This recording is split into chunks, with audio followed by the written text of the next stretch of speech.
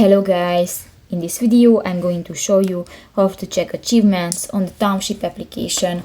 But first of all, I just want to mention, please don't forget to subscribe to our channel, because at 100,000 subscribers we are going to show you our YouTube revenue statistics and growth strategy, how to make money online. So let's jump into it. First of all, open the application on your device. That's my thumb, and if you want to check the achievements, go to the profile icon, actually the chicken icon at the upper left corner of the screen. That's my profile. You can find two sections, the player info and the achievements. Go to the second, the achievements, and you can find your achievements and achievement level. So that's pretty much it for this video, guys. See you in the next one. Bye bye.